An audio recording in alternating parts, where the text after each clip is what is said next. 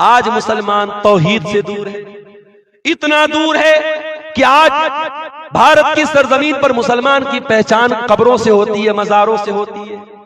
आज जैसे दूसरे मजहब वालों का एक निशान होता है, हमारे हिंदू भाइयों का ओम बना रहता है, ईसाइयों का उनका क्रॉस बना रहता है, इसी तरीके से सिख मजहब वालों का उनकी पगड़ी होती है। मुसलमान की पहचान क्या है? बहुत सारे कैलेंडर पर आप देखेंगे अजमेर की तस्वीर लगी रहती है, मजार की तस्वीर लगी रहती है। आज इन मजारों को, इन कब्रों को आपकी पहचान बता दिया गया। माफ करना मेरे प्यारे साथियों, ये मजार हमारी पहचान नहीं, ये कब्र हमारी पहचान नहीं। हमारी पहचान ला इलाहा इल्लल्लाह है। हमारे मजहब की बुनियाद यही है, अल्लाह के सिवा कोई पालनहार नहीं, अल्लाह के सिवा कोई मुश्किल कुशा नहीं, अल्लाह के सिवा कोई बिगड़ी वैसे मानते हैं जैसे अल्लाह ने मानने का हुक्म दिया है। ये फर्क है हमारे और दूसरों के बीच। कभी आप गौर कीजिए, दुनिया में बहुत सारा काम हो रहा है अल्लाह को राजी करने के नाम पे। कोई शादी नहीं कर रहा है, पूछो क्यों नहीं कर रहे हो? अरे नहीं, शादी करेंगे औरत के चक्कर में पड़ेंगे, ईश्वर को नहीं खुश कर सकते, अल्लाह को नहीं खुश कर सकते। अल्लाह को खुश करने के लिए शादी नहीं कर रहा है। कोई अल्लाह को खुश करने के लिए अपनी मर्दानगी को खत्म कर देता है, कोई ऊपर वालों को खुश करने के लिए जिंदगी भर नंगा रहता है, नागा कहलाता है। कोई ऊपर वाले को खुश करने के लिए अपने बदन के बालों को कटवा देता है, अपने जिस्म को तकलीफ देता है। अल्लाह ने हमें और आपको मुसलमान बनाया मेरे प्यारे साथी। वमा जाल अलैकुम फिद्दीन मिन हरज, अल्लाह ने जो दीन हमको अता किया उस दीन के अंदर कोई तकलीफ देने वाला हुक्म नहीं है। कोई ऐसा हुक्म नहीं है जिसमें हमें तकलीफ हो, जिसमें हमें परेशानी हो, जिसको पूरा करने में हमको प्रॉब्लम आए। सफर की हालत में हम जाते हैं, इंसान घर में जितना कंफर्टेबल रहता है सफर की हालत में नहीं रहता। शरीयत ने सफर में आपको नमाज पढ़ने का हुक्म तो दिया, मगर आपकी सफर की तकलीफों को देख करके शरीयत ने आपको आसानी दी। 4 रकात वाली नमाज को 2 रकात पढ़ लेना, मगरिब को इशा के साथ पढ़ लेना, जोहर को असर के साथ पढ़ लेना इजाजत दे दी, छूट दे दी आपको सफर की हालत में। सर्दी का मौसम आया, पानी बहुत ठंडा है और आपके ऊपर गुस्ल वाजिब हो गया, आप नापाक हो गए। अगर गुस्ल करते हैं तो बीमार हो जाने का डर है और पानी गर्म करने का कोई रास्ता नहीं है, तो क्या करेंगे? फतयम्ममू सईदन तय्यबा, शरीयत ने तयम्मुम करने का हुक्म दिया। मोजा पहने हुए आप सर्दी से बचने के लिए, चाहे वो कॉटन का मोजा हो, चाहे वो चमड़े का मोजा हो। सफर की हालत में आप 3 दिन तक, अगर आपने वजू करके मोजा पहना है तो 3 दिन तक और 3 रात तक आप मोजा पहने रहिए, उतारने की जरूरत नहीं है। जब वजू टूट जाए वजू कीजिए, पैर को धोने की जरूरत नहीं है, मोजा पहने रहिए, पैर के ऊपर मसा। बस ये हमारा दीन है मेरे प्यारे साथी। वमा जाल अलैकुम फिद्दीन मिन हरज, हमने तुम्हें वो दीन दिया है जिस दीन में कोई दिक्कत नहीं है, कोई परेशानी नहीं। हम उस दीन के मानने वाले हैं जिस दीन में शादी ब्याह करने का भी हुक्म दिया गया, बीवी बच्चों का हक अदा करने का हुक्म दिया गया। हमारा दीन हमें कोई रहबानियत नहीं सिखाता, हमारे दीन में शादी ना करने वाले को पसंद नहीं किया गया। कोई लड़का कोई लड़की शादी के काबिल हो, शादी न करे, इस्लाम में इसको अच्छा करार नहीं दिया गया।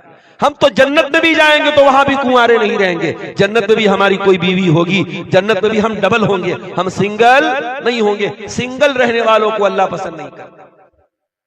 कोई औरत बेवा हो गई, कोई किसी मर्द किसी की बीवी का इंतकाल हो गया, अगर वो शादी कर सकता है तो शरीयत कहती है उसको शादी करना चाहिए।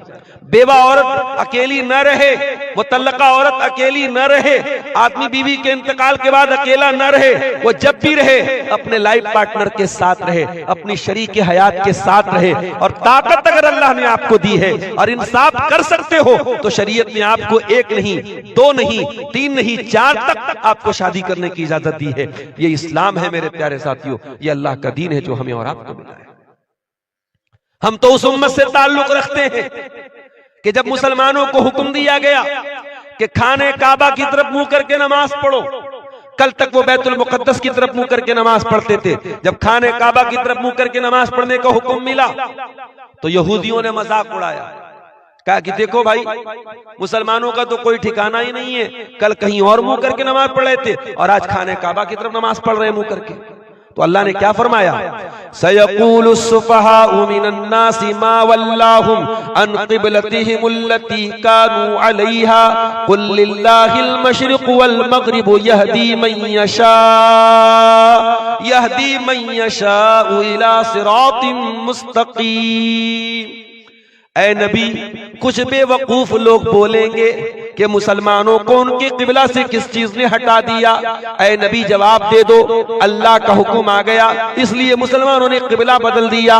और पूरब का और पश्चिम का मालिक तो अल्लाह है। अल्लाह जिसको चाहता है सिरात मुस्तकीम का रास्ता दिखा देता है। वकज़ालिका जअलनाकुम उम्मतन वसता, और ए मुसलमानों, हमने तुमको दुनिया की सबसे बेहतरीन उम्मत बनाया, तो तुम्हारा किबला भी दुनिया का सबसे बेहतरीन किबला बनाया। आज साइंटिस्ट बोलते हैं कि जो खाने काबा है ये दुनिया का मिडिल है, दुनिया का सेंटर है खाने काबा।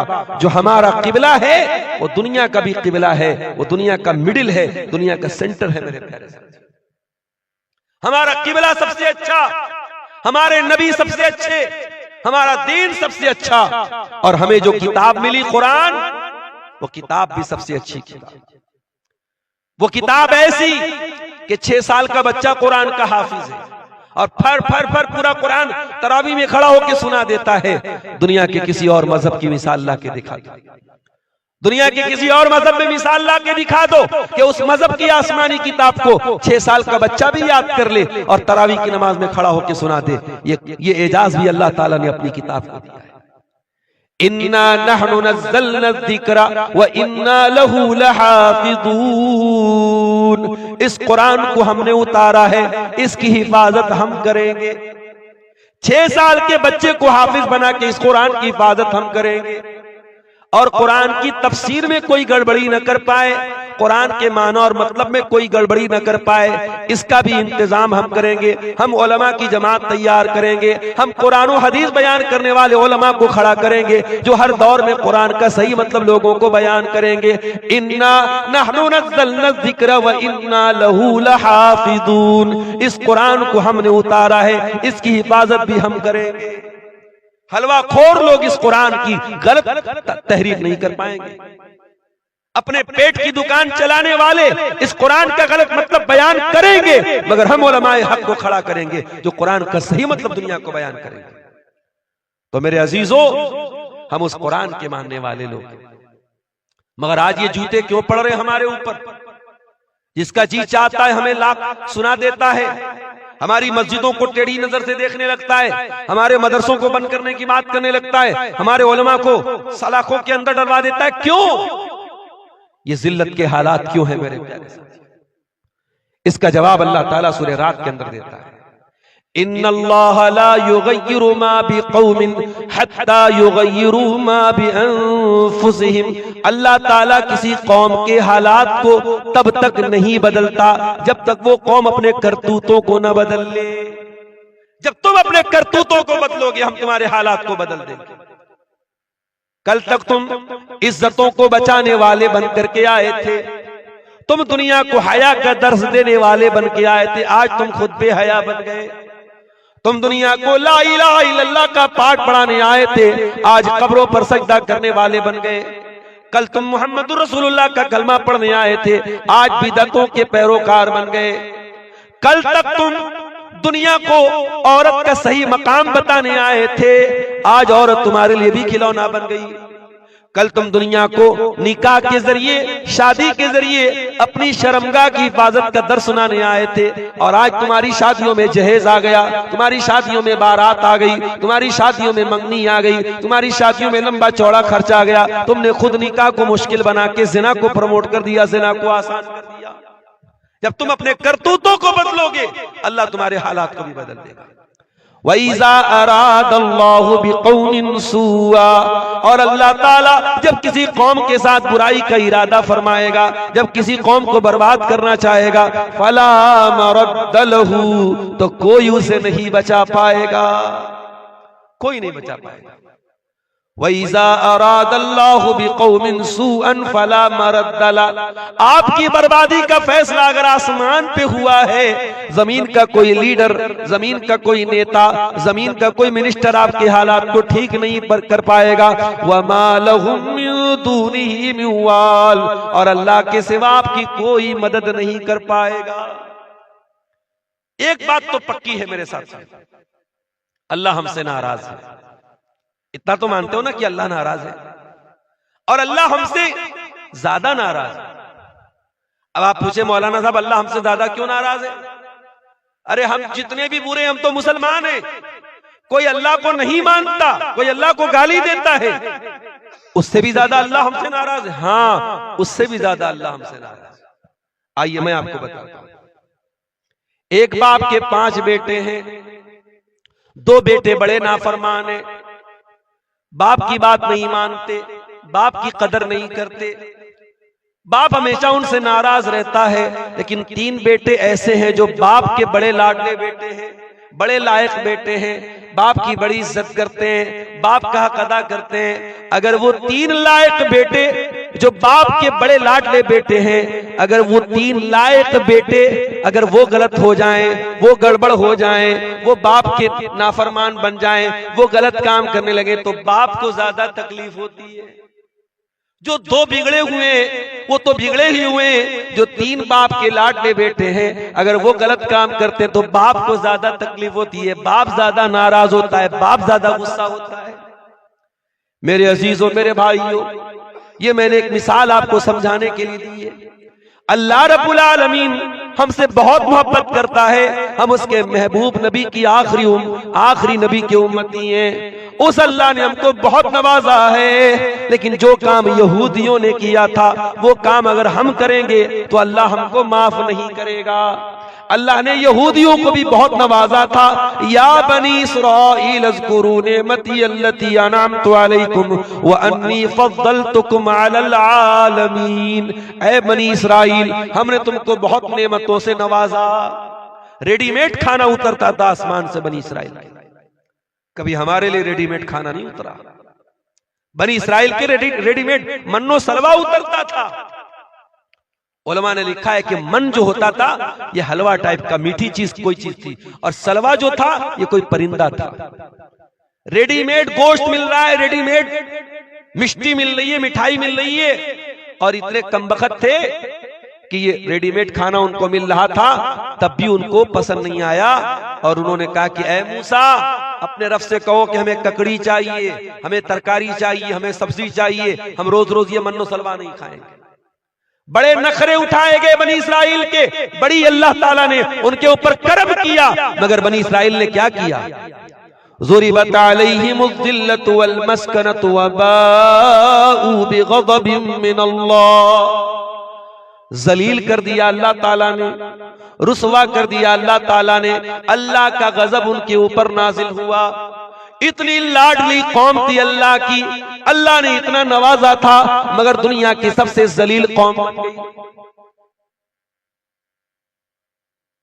जलील कौम बन गई दुनिया की मेरे प्यारे साथी, इतनी जलील कौम बन गई। मुसलमान नमाज में खड़ा होता है, सूरह फातिहा पढ़ता है, क्या कहता है? इहदिनस सिरातल मुस्तकीम सिरातल लदीना अनअमता अलैहिम गैरिल मग़दूबि अलैहिम वलद्दाल्लीन। सूरह फातिहा पढ़ता है मुसलमान, क्या कहता अल्लाह से? इहदिनस सिरातल मुस्तकीम, अल्लाह हमको सिरात मुस्तकीम पे चला, हिदायत के रास्ते पे चला, सही रास्ते पे चला, इस्लाम के रास्ते पे चला। कभी आपने गौर किया? 5 टाइम की नमाज में अगर सुन्नतों को निकाल दो, नफिल को निकाल दो, सिर्फ फर्ज नमाज को अगर सोच लो, 5 टाइम की नमाज में 17 बार आप अल्लाह से दुआ करते हैं, परवरदिगार तू हमको सिरात मुस्तकीम पे चला, हमको हिदायत के रास्ते पे चला। क्यों दुआ करते हो अल्लाह से? हमने रोजी तो बार बार नहीं मांगी, हमने बच्चों की तंदुरुस्ती तो बार बार नहीं मांगी, हमने दौलत तो बार बार नहीं मांगी, हमने हिदायत बार बार मांगी।